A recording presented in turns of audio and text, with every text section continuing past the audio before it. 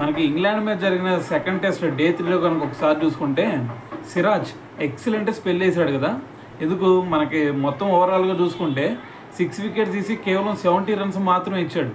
అయితే దాంతోపాటు మరి ఇక్కడ మ్యాచ్ టర్నింగ్ పాయింట్ ఏదన్నా ఉందా అంటే జో రూట్ వికెట్ తీయటం, దాంతోపాటు స్టోక్స్ని ఇద్దరిని కూడా వెంటనే పెవిలియన్కి ఏదైతే పంపించాడో సో అది మ్యాచ్ టర్నింగ్ పాయింట్ అని చెప్పాలి.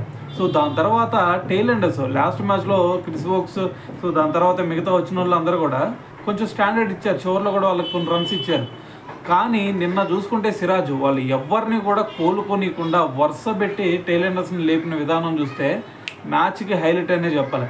సో దీంతో ఒక రికార్డు కూడా క్రియేట్ చేశాడు. అదేంటంటే 6 for 70 రన్స్ కదా నిన్న అతను బెస్ట్ ఆఫ్ బౌలింగ్ ఫిగర్.